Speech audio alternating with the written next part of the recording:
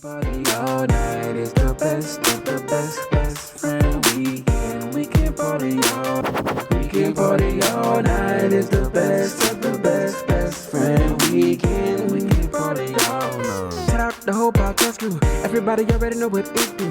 When you really gotta kill it, ain't nobody gonna feel it. When you really gotta tell them it's my crew. It's best friend weekend. We can party all night. We got Rog Smuve and Los. Rumble Aldo NICE is the uncle. A few months ago, I referenced that 2020 is upon us, and it has not disappointed yet to this point. We on the home stretch of the first quarter, and we on the back end. We got 1 week left till we start Q2. And 2020, man, a lot of stuff transpired, bruh. The Bean, one of the GOATs, Kobe went to the upper room.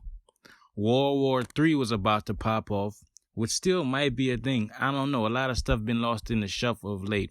And the most recent pandemic saga we got among us is that Rona, man. That Corona is claiming lives. People out of work. People just doing the most because they cooped up in the house. And with all this being said, this just brings me to my next point. Hey, bruh, you could either be a half empty or a half glass, half full type of person. And with that being said, bruh, 2020 could only go up from here. 2020 can only go up. I say, whoa, welcome to the Best Friend Weekend Podcast. It's your man, Aldo NICE. It's your boy, Rog Smuve. It's your boy, Los, a.k.a. C.A.P. Rumble speaks. We listen. Kobe, World War III, Always. Corona. All these things happened in the first quarter, Q1 2020. Yeah. Do y'all look at yourselves as glass half full or glass half empty people? Oh, Rod, you had something to add before we got there. Yeah, no, I do. Please understand that coronavirus is going to leak into Q2. So as far as going downhill, it's still on the downhill. We ain't going up. So I guess you are answering the question I just asked. The question I was going to get to, can 2020 go down even more than what it already is? Yes. Yeah, I think it's still descending. It's not looking good so far, especially with how things are running with the corona, and I think we still really don't know or haven't even reached like halfway to the numbers that we really gonna see. Especially with how people still moving around and how just things are going right now. So I think we still got some falling to do until we open the parachute. So check this out. This is what's scary to me, that they got more people that have died from the coronavirus than have recovered from the coronavirus. It means they still got a bunch of people that got it, but death versus recovery. So what I've been waiting for the last couple of days, I guess, if you will, is I've been waiting to see the recovery rate, or the recovery statistics just shoot way up, because it's been, 2 or so weeks. Are you talking about just in America, or are you talking about everywhere? I'm talking about just in America. Okay. I don't even think we don't even know Trump. How many of us have it. Shut up, Trump. Go ahead, Los. What you said? I just don't. We haven't even reached the number, nowhere near the numbers that we know of people who have it yet. You know what I mean? I don't think we even know who all has it yet. So it's still gonna get interesting. Well, the analogy that I've heard used, which I think is a very apropos one, is that it's like looking at a star, right? The old science analogy that when you look at a star, that star had burned out 100 million years ago, and you're looking at, because of the speed of light and how light travels, you're looking at that star 1 million years ago, or whatever it may be, because of the distance. It's like the numbers we get on TV every day and the numbers we're getting from the World Health Organization and just in the United States of infected cases are like a week ago, because it's that many more people that just haven't been tested, don't know they have it, all the rest of that stuff. So it's like we keep getting a snapshot that's a little far behind. So you're absolutely right about that, Los. Yeah. I actually want to give you the numbers to back up what I was talking about. 664,765 cases of coronavirus in the United States. 909 deaths. 393 recovered. That's scary. Yeah. It'd be more scary if it was 304 cases and then 996,000 deaths. That'd be more scary. Or 30 cases and 50 deaths. That'd be worse. no cases and a million deaths would be worse than as it is. But are you guys generally glass half full or glass half empty guys? In regards to kind of, let's just talk about that Rona, in regards to that Rona in 2020's prospects to get better at some point. I guess go ahead, right? Yeah. I'm a half full, man. I think I try to look at everything that way. So I'm approaching this that same way. It's half full for me. So I'm actually glass half empty, but not because. Not like, so to me it's easy to say, yeah, I like to look at life positive, like, and do all of that, but I think that there's outside factors that I can't control because you can't go outside because of the coronavirus. Because I can't go outside, but I can't make the tough decisions that might need to be made to like help the country out from different aspects, like let's say financially. So you still got you got our governor here, or actually it was the Denver mayor. Came out and was like, yeah, we're about to shut everything down. We shutting alcohol and weed down too. And it was an uproar, right? Yeah, and so 3 hours later, literally, he came back and was like, my bad, never mind. Yeah, I'm tripping. We coming through with the liquor and weed. Y'all can still have that. So we making tough decisions, and it seemed like a lot of it is based on money. So I don't, whenever you have money involved and people don't want to lose money and businesses probably going to go out of business and layoffs, I'm not very optimistic about the state of the United States in 2020. Well, I mean, go ahead. I said I think out here more so. One thing they're gonna make sure the liquor store is on the essentials list. That's not gonna change. I think the people who are taking the biggest hit is small businesses. I think those are the people who and their employees as well. The mom and pop stores, the mom and pop restaurants. Those are people who are taking the biggest hit. For the most part, in the malls and retail stores, but they'll be all right. They'll recover in the end, But I think the biggest business part will they though? Champs and all those big department stores, they'll be all right. They'll recover. Them people, they'll be all right.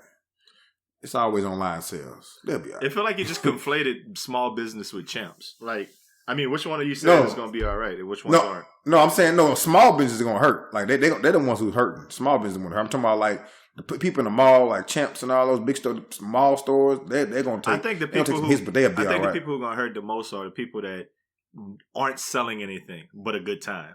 Like these people who got clubs and bars and shit like that, and you ain't selling nothing but a good time.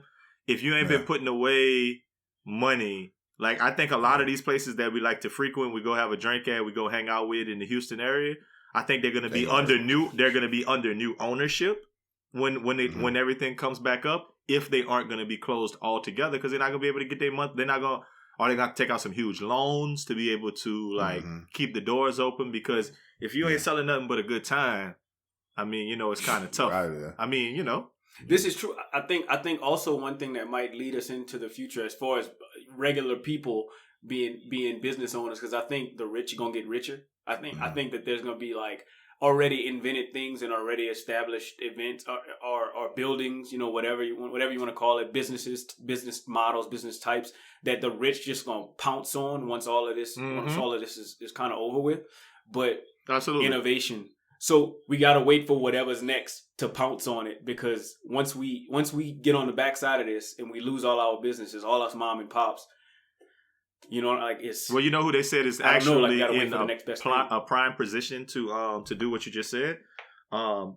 Marquise Pouncey. They said he was going to pounce on a whole bunch of different businesses. But honestly, I'm a glass half full person in this regard. I do feel like since it's such an unprecedented set of events that are taking place, where everybody's asked to stay inside, everybody's asked to quarantine, everybody's asked to socially distance, and people there's such an opportunity for innovation and discovery right now, where there's people sitting there like singularly focused on let's stop this coronavirus. And I think if this much effort was put into like people can't go outside no more because AIDS, because HIV, like they would have found the cure for HIV by now. Like, do you get what I'm saying by that? Like, if it was like y'all can't go to the that's all you was focused on. If everybody was focused on the same thing, there wouldn't be cancer anymore. And I hate to say it like that, but no matter how big of a deal that cancer is, as long as everybody else can keep just kind of living their regular lives and everybody's not worried about it and it's not affecting everyone, then some doctors can be worried about, hey, I'm just trying to treat this or that. And I feel like just there's going to be such almost a singular focus on, and because people know that the cure or whatever, the medications, whatever, is going to be lucrative in the short term, then they need to figure it out. And it's such a big thing. And you get to have your name all in, like, you probably win a Nobel Prize and all the rest of that. People is focused on that stuff right now. So I'm glass half full in that regard. That's a good point. You know, I don't know if you guys have saw. All I got to say about they've been going. All I got to say about that is you would think. Yeah. You would think. I mean, but you'll look at, like, even very quickly they've went back and found, like, old malaria medications, and then they put that with, like, a Z-Pack, and they, like, a Z-Pack times the malaria medicine has been shown to be effective in clinical trials over the first week of, like, you know, and it's like they're pulling out all the stops to try to look at everything that's known and certain things that are unknown to try to combat this type of virus. Not to say, like you said, Raj, it's the glass is half. So one way or the other, it's either half full or half empty. I'm just being optimistic here. I'm not saying that the glass is 75% right now. The glass is still half. It's just on there. And we're calling this episode "Work from Home" Part 2. There's a Work from Home Part 1 that you guys probably got a chance to listen to earlier this week. That we just dropped on y'all head in the middle of the week, trying to produce a little bit more content for you guys. So hopefully you're listening to it in order, but if you don't, you know, it's not going to bother me. It should burn your boudin, but I'll tell you some things that burn my boudin this week. The first thing that burns my boudin this week is people who act like they didn't choose their jobs. Listen, man, I tiptoed around this last week, but I'm just going to say it. You can't quit your jobs when the time gets tough right now. You can't be complaining that you got to go to work. Like, we all chose our jobs. Like, everybody, every adult.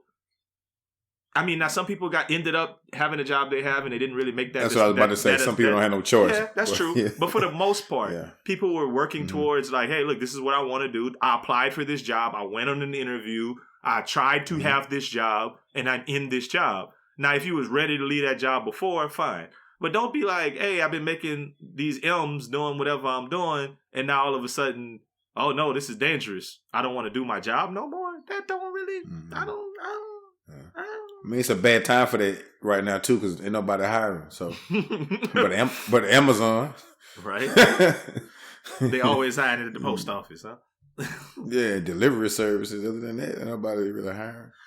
I mean, I guess in lieu of that, I would like to know how educators would feel if they still had to go to school. They still have to work with a bunch of snotty nose. Yeah, I went yesterday. Los went to school yesterday. Yes. Yeah. With who? With well, I had to hand out. We had to hand out stuff for the kids. Like they putting together packets, stuff like that. So you help them getting that stuff ready.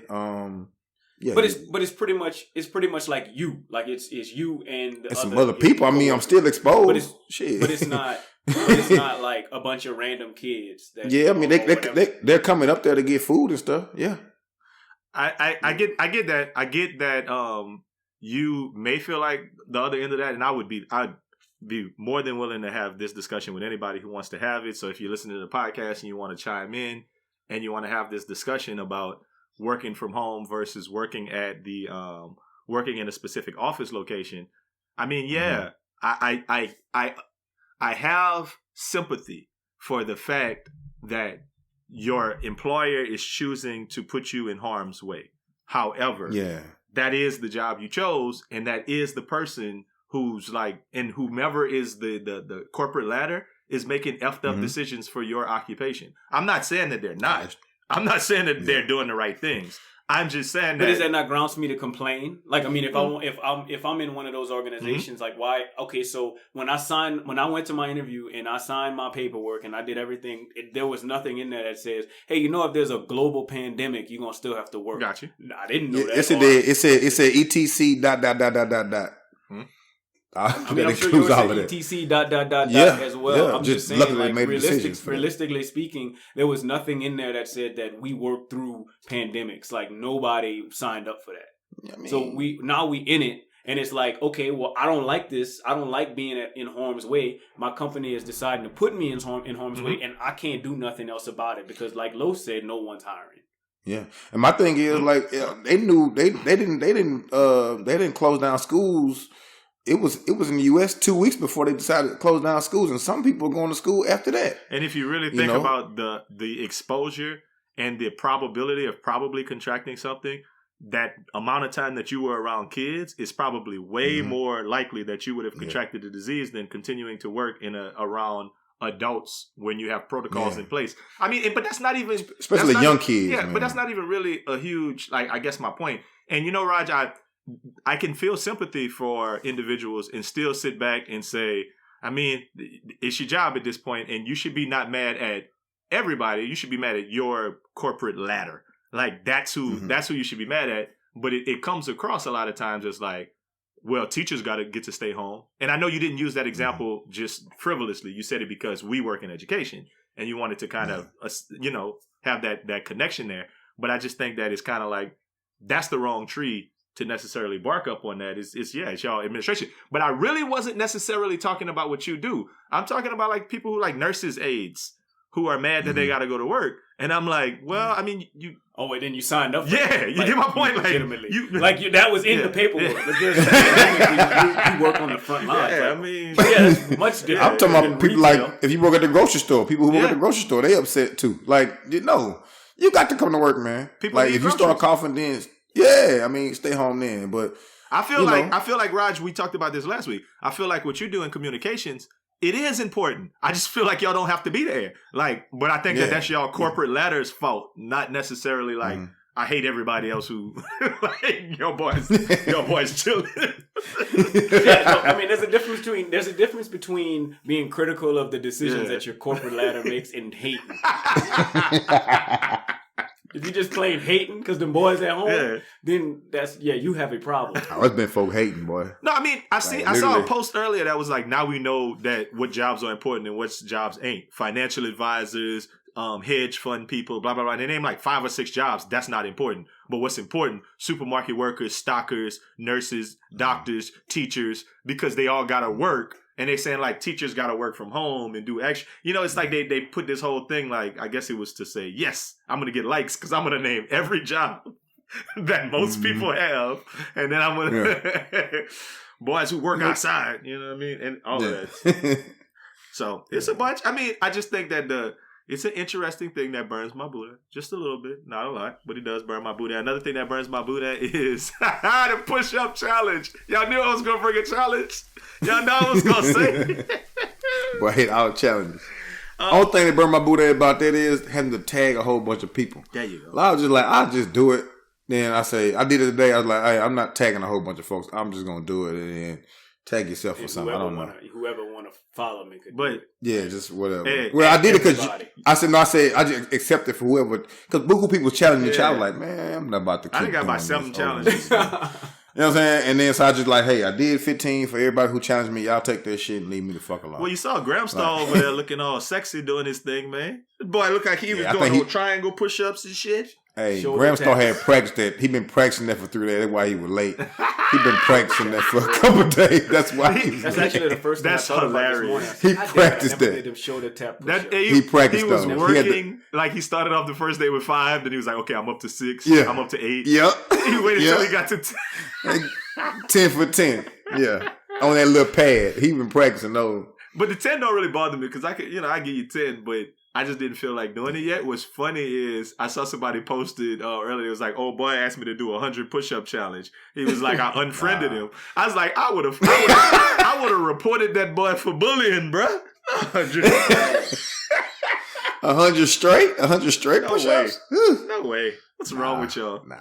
Relax, man. TikTok. And why push-ups? And Raj, why push-ups became the norm? Why couldn't it be something else we're doing? Well, push-ups. I'm gonna challenge you. I'm gonna challenge you to get under this bench right quick. Nah, in my garage. That's what I should do. Everybody don't have a garage. Everybody. Or a bench. I'm gonna challenge you to go to somebody else's garage. That's funny. And do bench press. No, I think push-ups. Push-ups always been the standard norm when it comes to at-home workouts. Or jail, because it's turning into prison right now. Yeah, I could say. I thought it was jogging. You can't do leg press at home. That's funny. You can do squats. Then why nobody doing crunches or squats? Yep, lunges.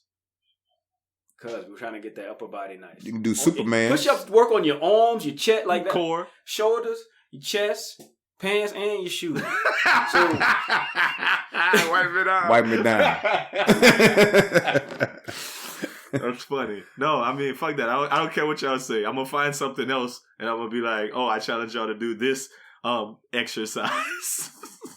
Besides push-ups. But see, he gonna call. You say what? Challenge y'all the 30-second hand washing challenge. Right. That actually, hey, Los, that is not a bad challenge. Yeah. That's actually a good challenge. I challenge you to start that challenge. Don't have it in me. Because it's your idea. Because if not, I mean, it's really very simple. You just like you got to wash your hands in the sink. The only thing is somebody else got to be. But some part of it got to be fire. Like you got to point it to your sink and have something like some fire china in your sink. Something got to be extra that make it look cool besides just your hands and some soapy water. If a dinner plate in your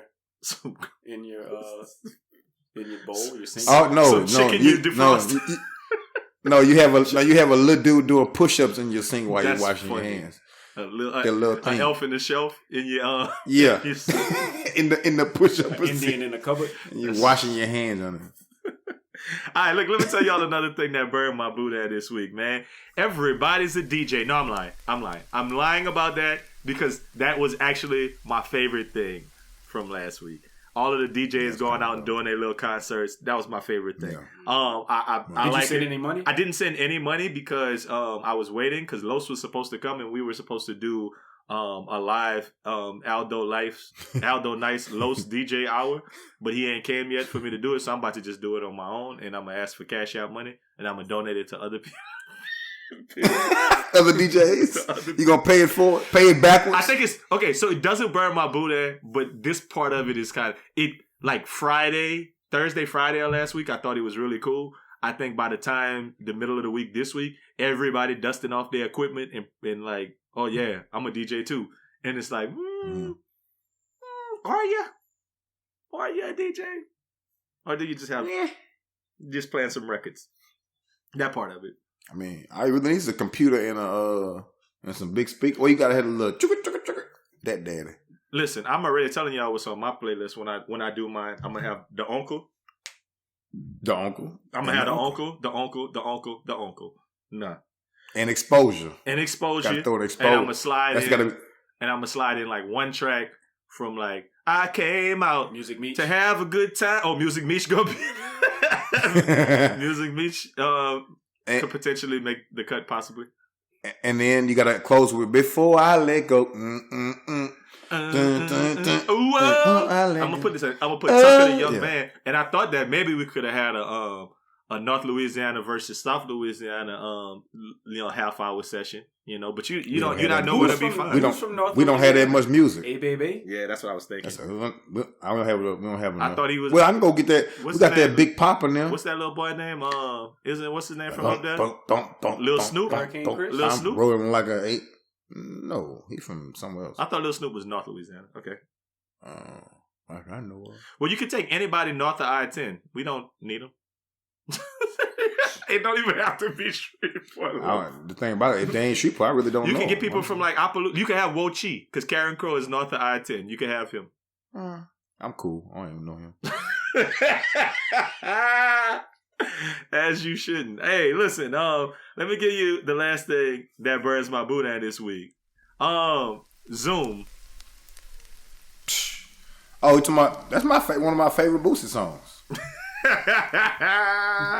You talking about them MX Zoom? No, I'm talking about Zoom that replaced Skype and Google Hangouts and whatever else. Hey, Zoom, man. That shit, they had a line for that shit though. The first thing that burned my Boudin about that is I think everybody should have iPhones. I'm sure everybody knows that I think everybody should have iPhones. They don't though. He said Apple Master. And so we should just be able to FaceTime. Like FaceTime should be enough. Mm-hmm. You know what I'm saying? Well, you can't Like, I shouldn't have to FaceTime go with pick Zoom. 65 people. Yeah. You could do it with you could do it with 32 people though. That's good enough. So you can FaceTime with three or more people? With 32 people. Oh, well, I guess I never knew that. Why don't we FaceTime as a group? We try. I've tried plenty of times. It just you talking about the group FaceTime. Okay, yeah. I forgot. Yeah, we can do that. But people don't always answer it for some reason. People look at it like, what is that? Exactly. What is that? Why? Oh, that'll be fun though. I mean, but I didn't know you can do 32 people though. That's crazy. You didn't know you could 32 people. Mm-hmm. Well, I think Zoom is disrespectful, especially early in the morning. And you don't want me to have my do-rag on. You want me to be decently dressed. Like, I just think it's a little disrespectful. You know, I've been in Zoom meeting. You've been in Zoom meeting with people eating. People been eating in the Zoom meeting, like laying down in the Zoom daddy, like in their robe. Like, I want to circle back to that, Los. I definitely want to circle back to that. Like, Raj, you just said something about earlier today about virtual happy hours and how people using Zoom for things that Zoom ain't necessarily supposed to be used for. Well, I mean, I think that things can adapt. So here we are adapting to. Maybe Zoom wasn't created for that, and maybe that's what it'll be. I personally don't want to be a part of it. So in turn, it does burn my boudin. I don't want to be a part of it because I just don't want that to be what life becomes. I don't want the norm of life to be, oh yeah, I got a 6:00 happy hour tonight with, 18 of my friends and we about to get on Zoom. Like, that's just, I'm not going to just sit there and drink with you on video. Like, I don't like that. I don't like the idea of that. And I don't like the idea of that becoming real life. I get where you're going with that. And I mean, I think the context of why Zoom bothers me, and you mentioned a little bit earlier about the virtual happy hour thing and then kind of how it's changing life. Considering the whole idea of work from home. So they talk about this concept of social interaction, about how when people work from home, or do anything cooped up in their house, that they don't get energy from other people, so that it's like they feel not connected. They all kind of other things. They might not be as creative, like you just said. I mean, they might get depressed. A lot of other things might happen when people don't have interaction with other people socially. So I think the part that bothers me about Zoom in this work from home context, and I mean, if my employers are listening, this is gonna be terrible to say, but I guess I got it. Like, forced social interaction is tough for me. It's tough when you're like, everybody needs to, because we have this thing where we're doing it like 3 days a week, where it's like we have to 3 days a week in the morning, we got to wake up and FaceTime. Everybody in the office needs to be on, and we need to be looking at each other and talking about nothing. No agenda, no nothing. Just talking about your morning, talking about whatever, because they read in a book somewhere that you have to have interaction and people, whatever. And I think it's just that, and I hate to say it, I think it's just that they don't have social interaction with other people, so they like force it upon the people who do. Like, I got a plethora of friends and family that I can talk to and have social interaction.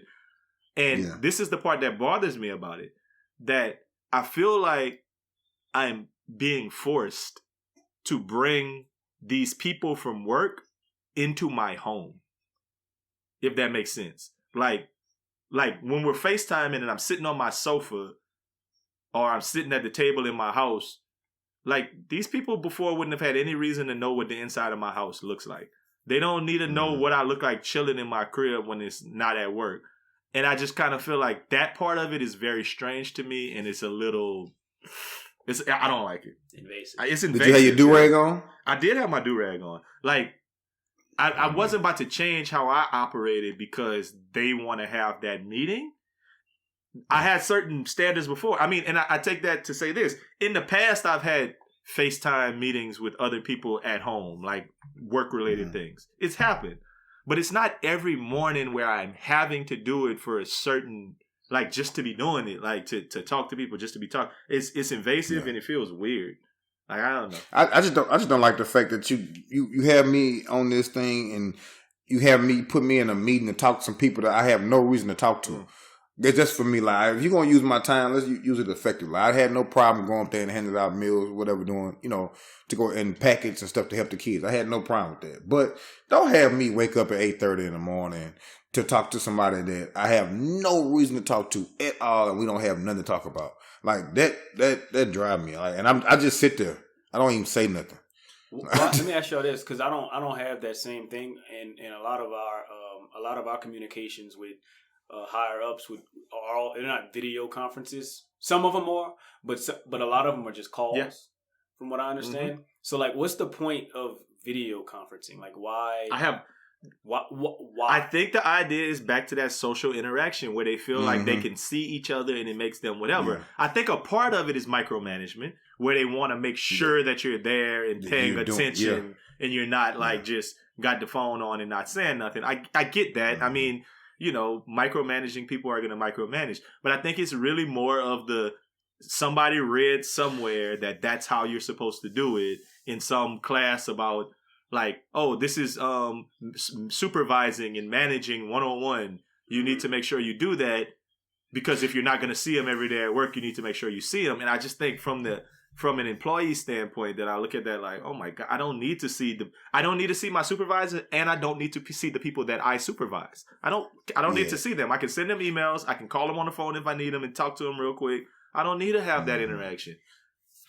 But then I also think that it goes to, oh, well, what do you higher ups over that person? Mm-hmm. The higher ups are like, okay, so what are you guys doing? Oh, we're having Zoom meeting. Yeah. That sounds better than we was on the phone. Yeah. You know what I mean? You're right. That sounds a whole lot better to people that. You're right. Yeah. I'm sending emails and doing this. That sound a whole lot better to the higher ups, to say, oh yeah, we had Zoom, we have Zoom meetings 3 times a week, or we had this Zoom team meeting, or I had a Zoom staff meeting.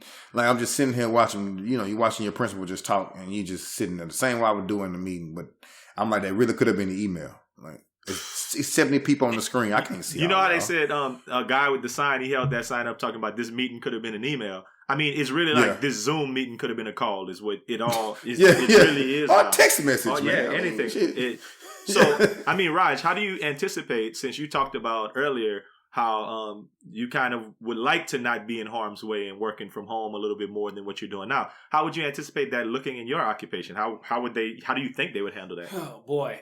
So with a lot of things going on overseas, which is where most call centers are, they've been shut down. So a lot of our call centers are domestic only as of right now. So which creates for a long time. So we got a lot of people coming in saying, "Oh man, I gotta wait on the phone for 4 hours. That's the estimated wait time." Like literally, you call. Like imagine if you called somewhere and it was like the estimated wait time is 4 hours. Well, the thing is now, like, so my it's a part-time job. My lack of sympathy in that regard is that there's a certain thing called speakerphone now. So just put your phone on speakerphone, plug it in, and for 4 hours. For 4 hours. But you gotta relax. I also do understand like that's a long time to just be waiting. But that's where we at, man. Like we have to like curb our standards for expectations based on what's going on. So like, hey, you trying to stay safe. Your company thought that you should stay safe, but you're having issues or whatever it is, or you're trying to upgrade, whatever you're trying to do. So you're at home, outside of harm's way, right? Cool. But we aren't. Okay, so my company just made the decision to take me out of harm's way. You gotta cope with that. And the fact that you can still be taken care of, but it's going to take a long time. It's going to take longer than what you're normally used to. And and to me, the American public should be fine with that.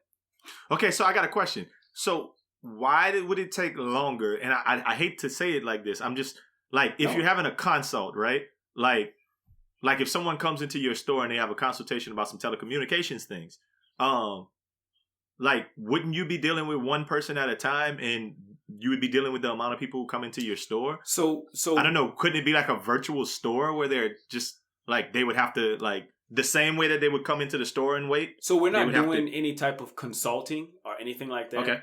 Most of what we're dealing with is equipment. So like you couldn't do a virtual store because I can't give you virtual equipment. I gotta physically give you. I got you. So well, I was thinking more like you consulting, like you coming in and they say, "Hey, look, this is going on. I'm thinking about a new plan. I want to do whatever." No. And then you can say, "Okay, this is the phone you want." Blah blah blah. We're gonna put the phone in the mail, right? Or whatever it is. For sure, yeah. I can see how you would draw that up. But as far as the whole essential thing, the word essential, I remember when this whole essential word kind of came about.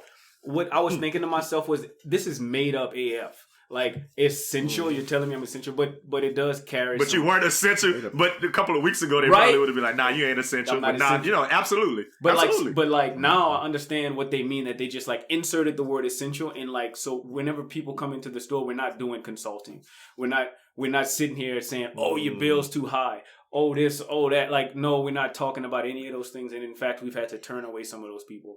Most of what we're doing is literally just, okay, so your box went out, cool, let's swap your box, and that's it. Got you. So, and a lot of that can take place over the phone. The only thing is you don't have a place to go to get a box. If we were to shut down completely, you don't have a place to go to get a box.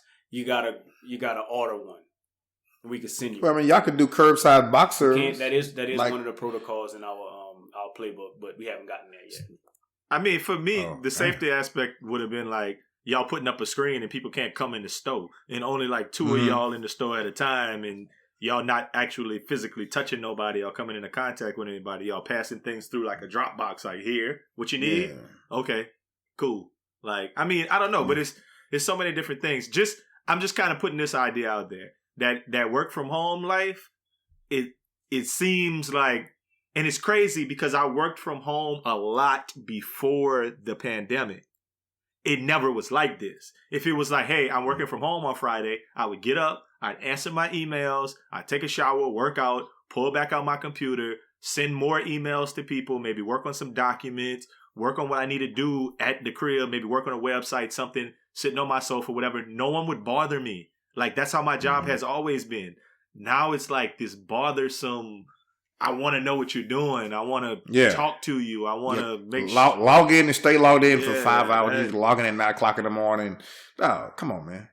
That part. I mean, I think that all goes back to the money thing. You know, like these, like I assume that both of y'all are still getting paid, and so when these people throwing money at you like that, they want to make sure that you're not just milking it. And I'm not saying that you two specifically would. I'm saying that anyone. Oh no, we want you to stay logged in for this long. Like, I can see from a senior leadership team them making those decisions that we wouldn't be comfortable with, but they got to make it so that they can feel better about paying you.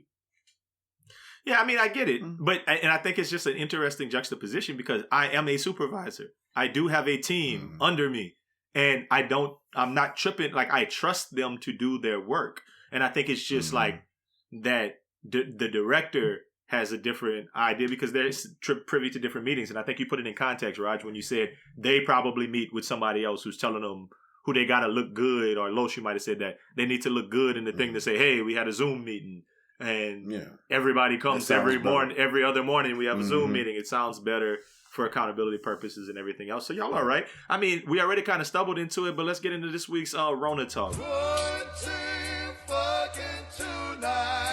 And now, Rona Talk. Rona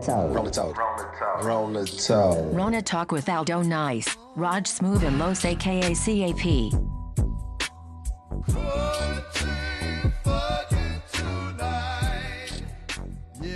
So this a story that came out last week, and I just wanted to bring this up, get y'all opinions on this. So a couple of senators sent out a tweet last week talking about don't panic, the coronavirus ain't no big thing. And they went ahead and sold a whole bunch of stock before the stock market crashed. Senator Richard Burr, a Republican from North Carolina, he sold 33 stocks, estimated between 630,000 and 1.72 million. That's a big estimate change. He sold those 33 stocks, and whatever the case may be. Senator Kelly Loeffler, a Republican from Georgia, she sold her stocks, and she also bought stock in work from home companies right after this. And this was all after a meeting where they had a coronavirus government meeting where they gave them a briefing before the rest of the public knew about it, and they went back and did it. Senator James Inhofe, a Republican from Oklahoma, and Senator Dianne Feinstein, a Democrat from California, are all accused. So those four are all accused of doing this type of nefarious activity. First question I have, I'm going to double up the question. The first question is, are they wrong for doing this? And the second part of it is, would you have done it? Los, I'm gonna let you start. My first, is that illegal? Yes. Can you really do that? Yes, that's illegal. Yeah. That's insider trading. You can't know information. Yeah, that's what I was just about to say. I'm about to say because it sounds extremely illegal. I wasn't for sure, but I knew it sounded extremely illegal. But the thing about, yes, you're dead ass wrong. You're taking inside knowledge and really just kind of shaping the world. Like, think if we all had that knowledge, and could do it. Like, and then my thing is, they don't tell how many people, other than friends, they told the same things too. I think those are things that we don't know about. Their close friends or their friends, they told their friends too. They didn't just do that by themselves. Like, hey man, put all your stock in this. You got some free money, buy all the stock and work from home. Mama, take all your buy that shit. Exactly. You know what I'm saying? So that's the thing. I think that's way worse than them doing it. But yeah, it's some bullshit. But I don't expect nothing different from a lot of senators and stuff like that. Would I be tempted to do it? Oh hell yeah, hell yeah. So think about, to put it in context. I'm gonna put it in context for you. One of our homeboys told me the other day that he received like a bonus from his job, or like this award bonus. And if y'all guys out there don't know exactly how stock works, I'm gonna make it real simple. Like, let's say a stock is trading at $1,000 a share. So if you have one share, that one share is worth $1,000 the day you get it. So they gifted him something in the neighborhood of like $25,000 in shares. So like, let's say the shares were going for $1,000 a piece. They gave him 25 stocks. Like, he has 25 stocks. They're all worth $1,000. They gave it to him the Friday before the market crash. So on the Monday, those shares were worth like $400 a share instead of $1,000. So 25 times 400 is only like $1,000 as opposed, you get my point. As opposed to or not $1,000. I did the math wrong. $10,000 as opposed to $25,000 in. Is less than what because the markets crashed. Yeah. But if he knew, he would be like, "Hey, look, don't give it to me yet. Give me them 25 shares." Well, on Monday they wouldn't have had to give him 25 shares. They would have had to give him like 90 shares to be worth the $25,000 worth of shares. And you hold on to that till they go back up to 1,000. Absolutely. Yeah. So. Yeah. The game is crazy out there, but I'm just saying, like, would you have been tempted? Raj, what are your thoughts on it? I just think if anything falls in your lap, it's crazy. Like, sometimes you end up, but like, seriously, like, sometimes you're in a position, like, do I think, like, let's say if y'all boys knew something and y'all was like, Rod, hey, I'm telling you, this is about to blow. I shouldn't be able to go to jail for that. Like, and I get it that some people are in positions of power, but I just think it is what it is. Like, I don't think Martha Stewart should have went to jail for what she went to jail for. Somebody came up to, hey man, you need to sell this stock. They about to go out of business. I sell this stock. They go out of business. Now I got to go to jail. Like, it's crazy, but I don't really see a whole lot wrong with it, to be honest with you. No, I think it's morally everything wrong. You can't get information on where the world is going and then use the information, especially inside information, like information that everybody's not privy to, a week before everybody else gets it, and because you know what's going to happen, and then you able to make money off that. I want to ask you a question individually. If somebody came up to you, Los, and was like, "I got the come up," or I got the whatever it is, like I'm letting you know I got the insider information that something that you're involved in right now ain't about to go so good. You wouldn't. You can do that. Like, you can. It might not be right. Now I'm saying, maybe I didn't clarify. There was a 2-part question. What I'm saying is, was it wrong? And the second part was, would you do it? You're asking two different things. The first thing you're telling me is that it's not wrong, Raj, and I think that it's wrong. But would you do it is a whole nother question, right? Like, would you do it if it's affecting your money in that time? That's a whole other question. Who makes it wrong? Yeah. Like, what are you asking me if it's if you're a senator or if you're a public official, somebody who got voted in or appointed into public office where you're supposed to be serving the people, you cannot prosper off information that you get way beforehand. But what makes that wrong? You can't come up off that. What makes it wrong? Is it the law? Okay, so that makes it wrong? The law does. It's illegal, number one. The law makes it wrong, but it's much like stock market trading is much like gambling in that way, man. Yeah. It's like somebody's betting on the other side of it, and you're screwing them out of the money and the opportunity to make money because of it. And I would liken it to, just like I said, a gambling instance. If somebody came up to you, or not even somebody came up to you, if you're married to, or you're in a meeting, you're married to the coach for the Buccaneers, and he comes in the house that day and says, and he's like, oh, I just went to an NFL meeting, and they're about to suspend Tom Brady tomorrow for the next game.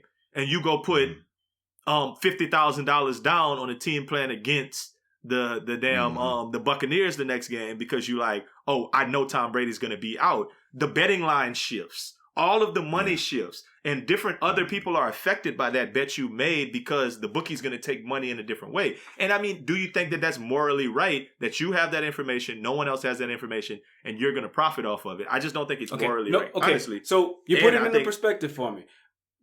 I just think that's like, as far as yes, it is. I see your how you put the gambling world and the stock market world together. But it's, I don't know. I some people's lives, like some people's entire savings accounts are in the stock market, you know, and so maybe some people's entire lives are in the gambling community as well. But man, if I know something, like, can I say would I do it? Can I say it in one other way? Yes, I would. Can I say it? I want to say it in one other way. Shouldn't you, as a congressman, senator, whomever else, somebody who has power, have enough faith in, specifically if you're a Republican, because 3 out of the 4 were Republicans, in the economy and what Trump has been selling, that the economy is going to rebound? And shouldn't you just hold on to those stocks and say, you know what? I'm a decision maker. I help to run the economy. I help to make the economy what it is. I'll make sure. I'm going to make sure the economy gets back to where it needs to be. If I lose a bunch of money, guess what? A bunch of my constituents will. A bunch of the people around America will. I got to ride this out with everybody else. I can't go make money off the fact that I know this shit's about to happen before everybody. Yes. I mean, no, that would be way more dope than the alternative. But I'm just wondering. I'm wondering if I would be that person. You know, like, I'm wondering if be like, dang, like I know something that everybody else don't know about this, like, pandemic. Like, this is about to break America. I got the option to sell all of my stocks right now, or I'm gonna ride it out with the rest of the people. Go get toilet paper. Yeah, let them go get toilet. Let them go get toilet paper. Go buy toilet paper. And I really wouldn't even mind buying the work from home shit. Honestly, I feel like that's kind of like that's like, you don't know exactly how this is gonna go, so you just speculating that work from home shit about to pop. But selling the stuff that you know not gonna hit, that's I ain't gonna lie. I would tell my friends though, like, if I hit y'all, like, hey man, look, if you got stock in this and that, this. You know what I'm saying? Whoop de whoop. I tell my friends. But the fact that that's illegal means you can go to jail, and people have been calling for them to resign. Yeah, people have been calling for these people to resign. But they're going to jail. Well, they may not go, but they're going to resign. They're going to lose their seat, and that's depending on how rich they are. That's just as bad as going to jail. If we are on our podcast talking about these people lost their seat somewhere else, they'll gain a seat in another place. So. I don't think that's how they work, but I'm pretty sure that's not how they work. I guess I'm not talking about senators. I'm just thinking about seat, if they sit on the board or something like that. I got you. They'll be on the board of Regions Bank. Yeah, I got you. Oh, okay. Oh. I was about to say, what? I'm pretty sure you can't just get a new seat. It's not really how this works. That's funny, though. Just, we switch this out, I'm going to go be the mayor. No, but that really can't happen, though. Right? But shit, let's talk a little bit about the World Health Organization, because I got this them. I just got this text this morning from my family, and one of my aunts posted this. She said, got this from FYI. Information from Vienna's laboratory studying COVID-19 say vast majority of people who died had ibuprofen or Advil in their system, so don't take it. Those who recovered did not take ibuprofen. So if you have symptoms, take paracetamol only. Look like this virus thrives on ibuprofen, so don't do it, and tell everyone you can. Please pass this information on to everyone in your family. I don't want to miss anyone, so share as much as you possibly can or copy paste. I just spoke with my friend who's a nurse at VGH in Vancouver, and they have just learned that Advil makes the virus 10 times worse. Tylenol only for the time being. She said Advil kickstarts the virus into pneumonia. So when my aunt sent it, I immediately responded and was like, hey, Annie, that's fake news. Now, I don't know for a fact everything about it, but I did read about this a week ago. And the World Health Organization came back and said, nah, we not saying not to take Advil. And I went to their Twitter page and found where they said that. And it brought me back to what you say, Raj, all the time. What we believe in, like the views expressed by the Best Friend Weekend podcast will always, always, always be to go look up the information for yourself. Go Google it from a reputable source. Like, that's what we believe in at Best Friend Weekend. Like, I feel like that email sounds like it was written by Tylenol. Like, nigga. Like, nigga. On the Twitter page with that, you know how they be beefing going back and forth with each other. Like Hamburger Helper. Yeah, and Wendy's. Yeah, Chick-fil-A. Yeah, it's like a little do not use Advil or Bear, don't you ever fuck with, ever. It gonna make the virus worse and your leg gonna fall off. Nigga. And you can't go get another seat. Do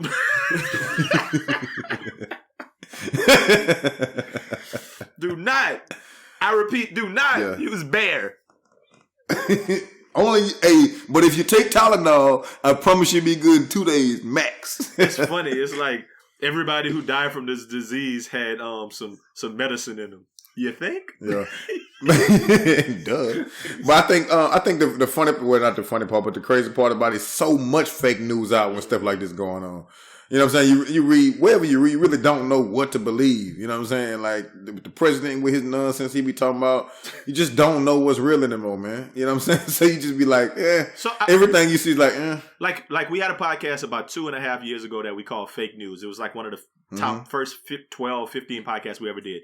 Dope cover, fake news. And it was all with Trump. Trump came up with that word fake news, right? But he didn't come up with the idea of fake news. It's just that it became something that people do now. And like, in times like this, we need to be able to send y'all ass to jail for fake news, man. Why are you doing this just to do it? And I thought about it when I saw it, that we could make fake news all the time if we wanted. I could post some shit right now that looks real, put some little stickers on it, and then post it and say, please share, and everybody's going to share that. Whatever I want. All you got to do is put somebody getting some money on it. What? All you got to do is put somebody getting money, just in, fill out this, and we can get 2 million emails if we put that. Y'all want to get some followers for Best Friend Weekend? We can do that shit.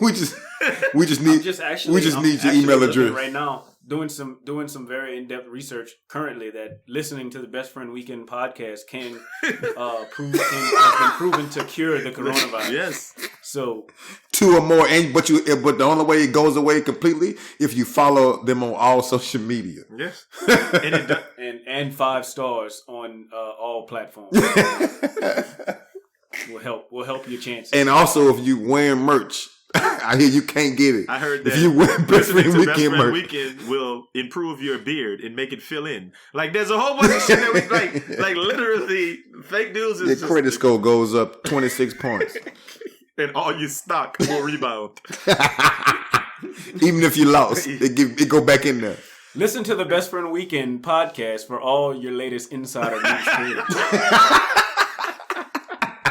Insider trading. I made a little money though. I just bought the stocks when they were real low, so I made a little bit of money. I made 33% on my investment gains in like the last week. Just when it was really low, I was like, all right, let me buy some things. I bought Spirit Airlines, Norwegian Cruises, and Pornhub, and so you definitely winning with Pornhub. I just upped my stock in Netflix. And I also invested in the Tiger King. So I'm really winning right now. We I think we're top 10 on Netflix at the moment. So I'm really winning right now. So I went and bought like $1 million worth of toilet tissue just because I could. That dude crazy. Hey, I said Trump invented fake news. What was your favorite Trump moment this week? I'm only giving you 3. Just the 3. Pick from these 3. When he said, when he told that woman relax last week. When that one chick said she was exposed to the coronavirus and he just walked away. Whoa, and said, and walked away from her. When the woman said, the virus, why do you keep calling it the China virus? And he was like, because it's from China. China. funniest one. China. No. And when he told that dude, he said, you know what I think? I think you're a bad reporter. Yeah. And it used to be that was So what was your favorite Trump moment this week, man? Because Trump been killing it, man. Nah, I think it's China, man. Be, the way for me, it's China. The way he made his lips and he leaned in, he said, because it's from China. You know who he sound like? Though. Austin Powers. Dr. Evil. That's hilarious. He sound like Dr. Evil when he said, it's from China. That is barring none. This is like there's MAGA Trump, there's $1 million man Trump, there's dummy Trump in the white, there's sex grab him by the pussy Trump. There's a whole bunch of different iterations of Trump. Coronavirus Trump, my favorite Trump. My favorite Trump. Hey. Barring none. He is hilarious to me right now. Trump is a walking soundbite. He's a walking soundbite, dog. He's so bad at his job. You just never know. Yes. And he don't care. That's what I like. That's what I mean. If you gonna like, I like he just don't give a damn. Like, he like, what are y'all gonna do? Like, for real. What y'all gonna do? He don't want the job no more because he don't want to fix this shit. He don't. No, he tired of that shit. He's tired. Then they closed the golf course. They like, the fuck, I can't go on vacation. You want me to? He more worried about being quarantined than we are. Yeah, like he would do like Cristiano he drove Ronaldo sitting in the house and get him a little island and just go by himself if he could. But yeah, he drove sitting in the house, not being able to go on vacation twice a week. So what y'all think about the Trump relief bill, man? Like so it's crazy because they keep shooting blame back and forth, Democrats, Republicans, like who doesn't want to sign it? And I mean, I would venture to say that the Republicans put the bill out there, and then they said the Democrats didn't want to sign it because they was like, here, we're going to give this money to the families, and then in the fine print, it was like, and guess what? We're going to change all these voting lines where y'all can't vote in certain places and this and that. And they probably put a whole bunch of stuff in there to try to ensure that they're going to win offices, and then the headline is Democrats didn't vote for it because they probably actually read what was in that bill, but...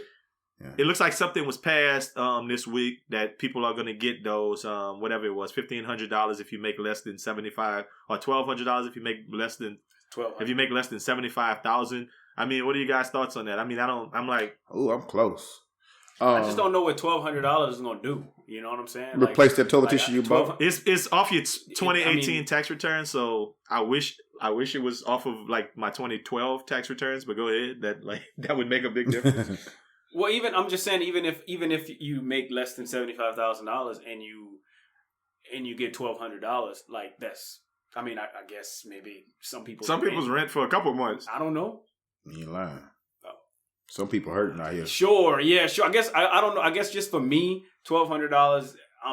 I guess I'll be grateful to get it, but I know that they want me to like reinvest it, and all I could think about is saving it, which is kind of like counterproductive to what they're trying to do with that money. I just don't think $1,200 is. I don't know. Like, I don't think that's enough. Is it going to be taxed? Do I get $1,200 or do I get? I guess we don't. I guess we don't know. But if you click on the link, bestfriendweekend.com and subscribe, they tell you all about the parts. Yeah, the you'll understand everything. But wait. If you click within the next 5 minutes, you get two $1,200 checks. But you could in the fine print, but you could only cash one. What you get? No, shipping and handling. You can get your check. It's $1,200. Yeah, you got to spend it at the Best Friend Weekend on the Best Friend Weekend website. That's hilarious, dog. I mean, I don't know, Los. What's your thoughts on the loot? I don't really think we're gonna get it. Honestly, I think it's gonna be so many stipulations and stuff they're gonna put on it. I'm just not really like, I can't wait. I've been hearing people, I can't wait to get that money. Relax. Number one, you can't go nowhere to spend it. You know what I mean? Like, spend it online, boy. Jordans. Yeah. Everybody's them purple and black Jordans. I will not be able to. Everybody gonna have. Everybody gonna be. Yeah. They gonna sell out. Yeah, everybody gonna have those. It's the Rona. I'm not worried about. I don't think we're gonna get it personally. I think it's gonna get it because they think that that's a way to procure votes.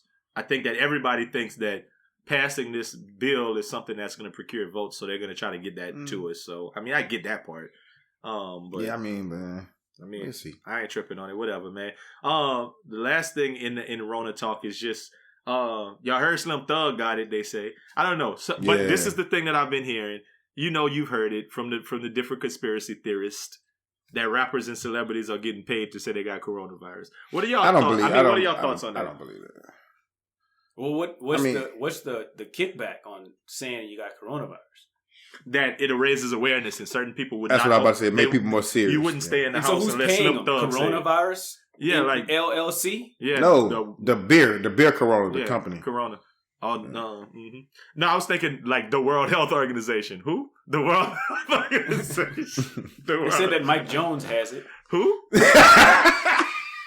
Who? Who? Yeah, who said that Mike Jones has it? Absolutely. And right. they said be very careful of, like walking outside at night because Owls got it. as well. Owls got it. Yeah. And they said the halftime performers at the 2012 Super Bowl, the Who, actually have it as well. So all of those They things. said be careful. They're not quite sure, but Hootie and the Blowfish might have it too. They just don't know yet. I actually heard that in Houston is rapid because HOU has it. And I heard that there's one nation that has it more than everybody else. That would be that Who Dat Nation. Which is actually true because New Orleans is rampant from after Mardi Gras. That New Orleans is the epicenter They deep. for that I think it road. started passing- Hunan City. So it all makes sense. It's all makes sense. Passing them Rona blunts all over the place. All over the city, man. Look, man. So we're talking about New Orleans, and I know a great organization that was started in New Orleans. And if you support these young black men, then they said that you got a 91% chance of not catching the coronavirus, and that's the Black Coffee Company. So 5 young Xavier alumni have come together to create the Black Coffee Company, man. Y'all visit the blackcoffeecompany.com to check out their art, apparel, and definitely their coffee. With 5 unique blends of Colombian, Brazilian, Ethiopian, and Peruvian coffees, these brothers are giving you some of the best Java from around the globe and some food for thought as well. These fellas aren't only distributing quality coffee, they preach the major tenets of entrepreneurship, financial freedom, and community empowerment. The whole movement is dope, but don't take my word for it. Visit theblackcoffeecompany.com and see what all the fuss is about. The Black Coffee Company. Coffee for the culture. It's the Black Coffee Company around here. If you want to stay Corona free, all you do is gotta come down to the company. We don't touch anybody. Everything is sanitized and on delivery. If you want a fresh brew, Black Coffee Company's for you. So says who? So I tried to go to my barber this week, and I didn't end up going. I didn't end up going, and I just sent him the money, and then he refunded it to me. I told y'all what I was gonna do last week, and he refunded it to me, and I thought that was some trill shit. He got that. Yeah, I thought that was what's up. But this, not because he been cutting hair all this week. That's why he'll miss you. Let me tell you a question though. That's real. We said this before off air, but I just want to bring it to a brief on air conversation. If women didn't exist, if it was just dudes, right? And, babies were born. You just go pick them up at the hospital. Nobody really actually gave birth to them. It just was babies. They was, a new baby. Boom. So we were able to keep the population going, but it was only men. So it was no, yeah. And everybody, and we wasn't, and we, in this alternate reality, we're still heterosexual, right? Would there be any reason to get a haircut? I want to touch on this one. Pause. Pause. Please pause that up. So very, very. I would even venture to say I've never seen either one of y'all boys without a haircut, because most of the time we getting together for events and whatnot. So I always see y'all without a haircut. I always see y'all with a haircut. I haven't really seen y'all much without a haircut, and I think, for sure, since I've been knowing Al more longer, even if he quote unquote needs a haircut, it's still in good shape because I know he gets a haircut once a week. Mm-hmm. When's the last time that you needed a haircut for real? Man, I'm looking bad. I need a haircut. Today. I'm 3 weeks in the game, nigga. I'm today years old, boy. Today, right now. I'm in the same. But you know what? I still don't think, look bad though. I ain't got hair all in the back, my neck all the way back down to my, Oh no, it ain't that bad yet though. Well, yeah, I don't think any of us are that bad because Best Friend Weekend was the last haircut right over there. Like it was just a couple of weeks back. But all that to say, when we get to that point, when I get to that point, I know for sure I look in the mirror and I don't even look at myself the same. Like I'm not the same dude. Like I'm not me no more. I'm another person. So getting a haircut to me gets me back to visually being me. So to answer that question though, Raj, if there were to answer that question, if women didn't exist, I would still want to get a haircut. Okay. I still respect. There's still some happiness that comes from a dude, one of my partners in the club that's like, oh, I see you. You know what I'm saying? Like, would you go out? Well, no, because they ain't got no fees out. You wouldn't go smoke hookah. Now I would go out to go watch the game with y'all boys, but why would I? Yeah, I definitely would get out. I wouldn't go out. I would be like, everybody come to the crib. We go watch the game. We would be over here. We would watch the game. Then we would play the game. Then we would maybe drink. We might not even drink because why would this all sounds like it's leading to us not being heterosexual. Let's not go to the bar. Y'all come to my house and we gonna boys drink. Have one too many. Yeah. Y'all know they ain't got nothing. Boys throwing choosing. They ain't got nothing in them streets but all them other boys that we don't like no ways. Hey man. Hey, I can't say that on air. What you say, Los? No, I ain't gonna say that on air. No. But no, I mean, for me, I probably get it maybe once a month, maybe. But I wouldn't. Maybe once a month I get a cut, man. I mean, what if somebody looking good for you? Look good for y'all niggas, man. Fuck y'all. For real, though. For real. Yeah. Say I'm not looking good. I don't care how y'all think I look. But look at hair balding. So? Shut up, nigga. And you waste your money on yours getting cut. But yeah, maybe once a month, maybe. But yeah, I wouldn't be. I would still get all the Jordans. I would be still trying to be fly on some. Yeah, that part. But I'm not caring about no haircut. I'd be the other way around. I get the haircut and like my clothes would be cheaper. I'd be out here just like a Florida dude. I have all the fire hoop attire. I wouldn't have no go out clothes. Y'all. I'd be having all the basketball shorts with the compression. Nothing with easy access, daddy. Huh? Print showers. And print showers. I hate y'all. This boy Al gonna be known as Print Daddy. You said I'm gonna be wearing them compression daddies with no shorts on? Boys gonna be on you. You know you ain't wearing no drawers. That's funny. No, I'm going walking around here praying. I'm going to the barbershop and I'm literally not gonna go to the barbershop. That's a bunch. So when's the next time y'all think y'all will get a cut? Ooh. I've been contemplating, like I've been going back and forth with myself, like hitting out my regular barber to see if he's still like making house calls, but I don't really want him in my house. It's like social distancing. It's like imposing. Right? If he could cut my hair with like talking in your face, something like that. Then maybe. I actually like this is so like you could maybe even revoke my black card, but I've been thinking about maybe just purchasing some clippers and letting the people I live with maybe try to mess around with my hair. Wow. I mean that listen, I'm gonna tell you one thing about that now.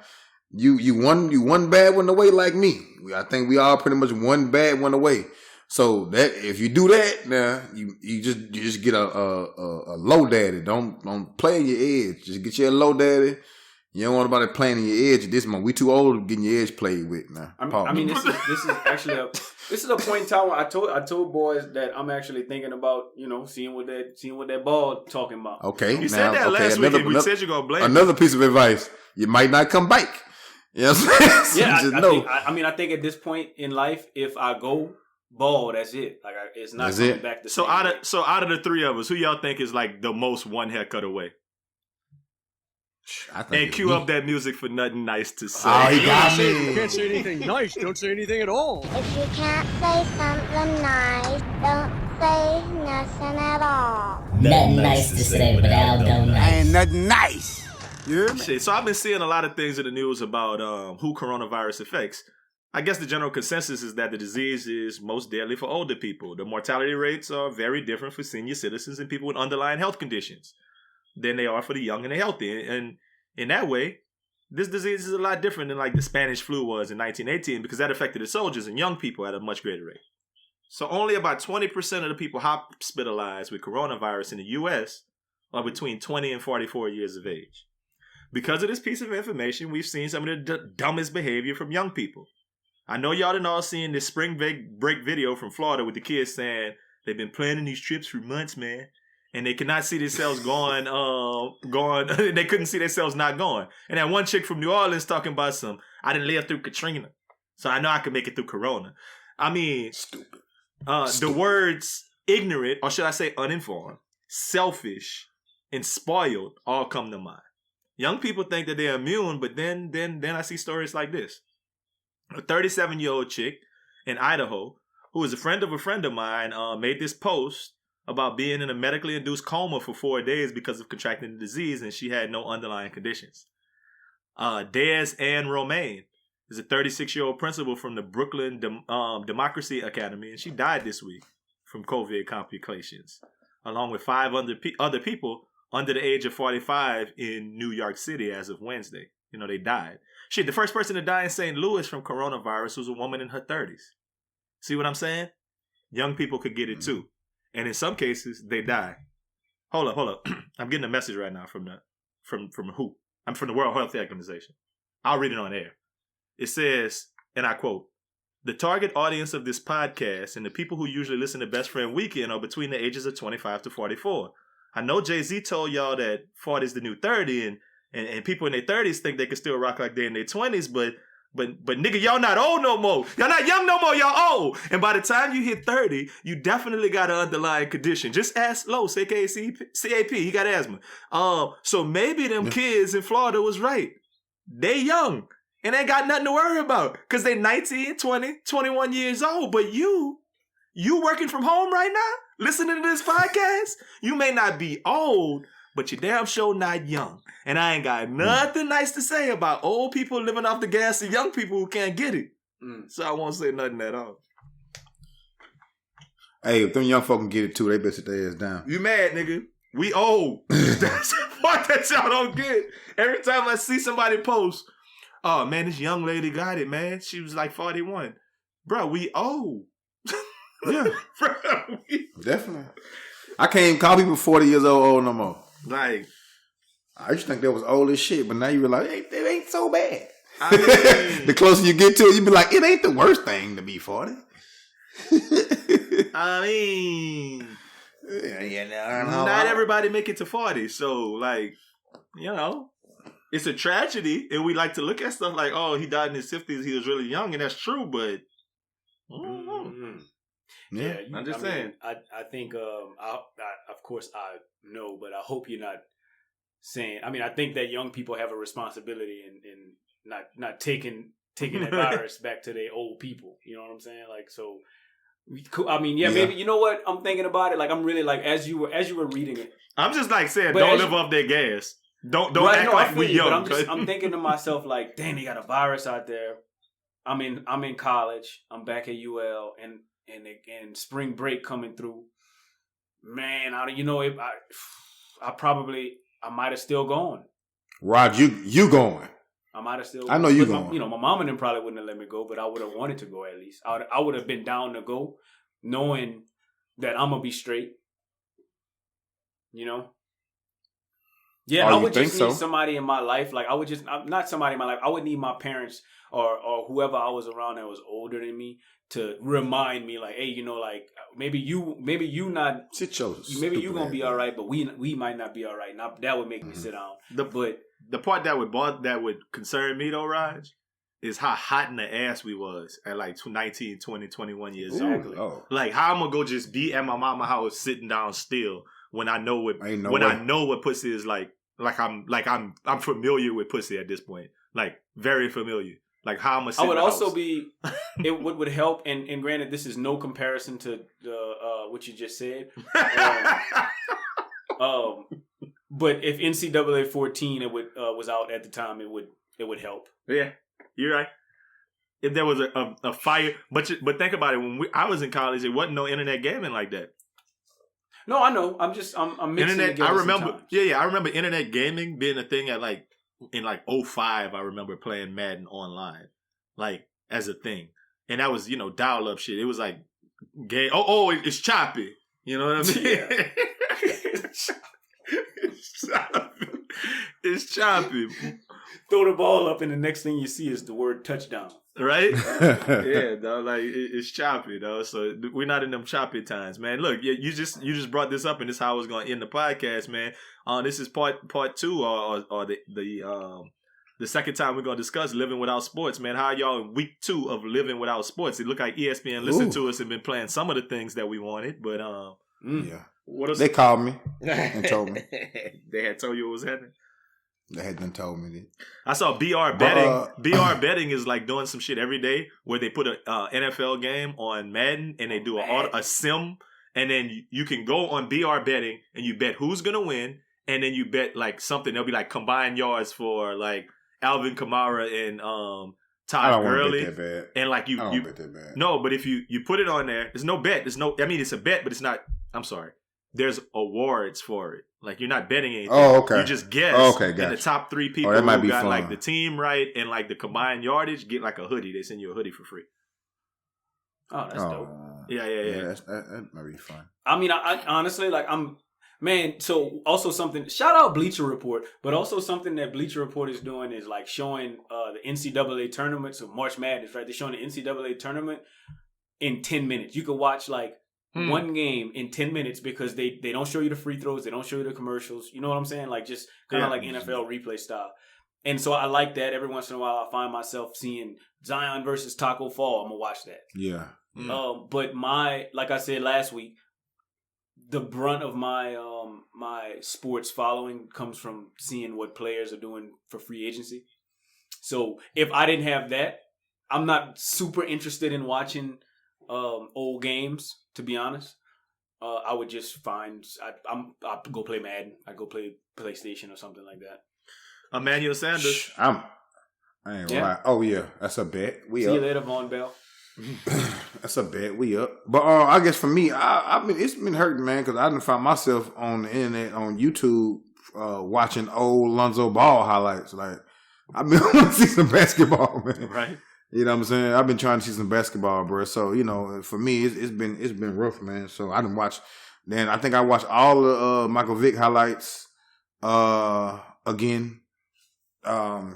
LeBron out through high school. Yeah, I've been just going down those type of ways. I mean, just end up watching them, man. I ain't lying to you. I've been actually not watching ESPN at all. I just been trying to find movies that I ain't seen, and like I watch, like my first thing is not ESPN anymore. It's CNN. So I go CNN, then I go MSNBC, then I go HBO. That's like my 1, 2, 3 that I've been doing. And then I'll maybe go back to like Investigation, Discovery, History Channel, shit I like to watch like that. And then I'll come full circle after the movie channels and everything with Netflix. If nothing is on those, I just took ESPN completely out the equation. I don't know what's on. Like I haven't. Are they still doing Around the Horn and Pardon the Interruption and all of that, or no? I don't know all that. I don't know. I haven't even checked in. I don't know either. I'm kind of scared to know. Like in the back of my mind, I'm like, you gonna get I'm Corona? gonna turn into ESPN, see what they're talking about, but dang, I don't know what's gonna be on TV. Yeah. So I'm not turning into ESPN. I mean, unless something fire would have happened, like they would have been like, "Oh, I heard Andrew Luck is coming back for the Saints." Then I would turn your phone would have said, but I'd be watching ESPN that whole day to see if I could get more information on it. Like, right. It's surprising that I didn't do that with Emmanuel Sanders because I didn't even look to see what they said about it. I would have. I just read, like so. I wouldn't even like when I hear news. I read enough on it that I'm not even worried about what Stephen A. got to say about it. So, I mean, I'm cool. I still wouldn't turn it on. My thing is, ain't nothing for them to talk about. Like Stephen, ain't nothing for you to scream and holler about right now. So, other than who would have won. Oh, he was Masterpiece saying who. Yeah, I think who did win. That's what we just got finished discussing, man. Hey, man. So look, like I said, we're gonna be bringing y'all some content. Try to just slap some other stuff up there, man. Give y'all some cool things to look at, to listen to, man. We want to try to support people during this. Do our part. Tell a friend about Best Friend Weekend if you haven't already done that, because they got some more time to listen. Probably a cool thing to do. But like always, have a great weekend. Make it a best friend weekend, even if you don't know it's the weekend, because every day feels like the weekend, because we all in the house, and we out.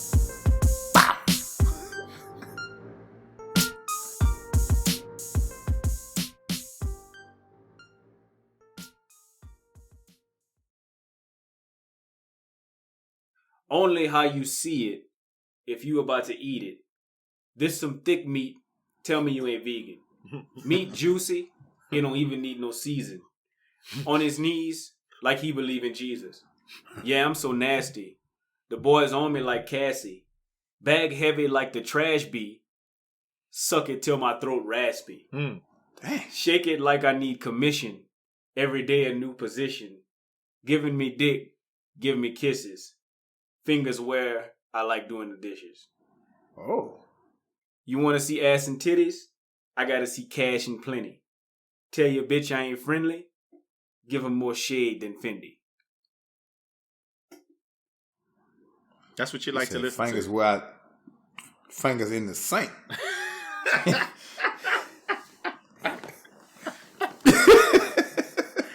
Lord. I was wondering where she did her dishes at. Yuck. In the sink.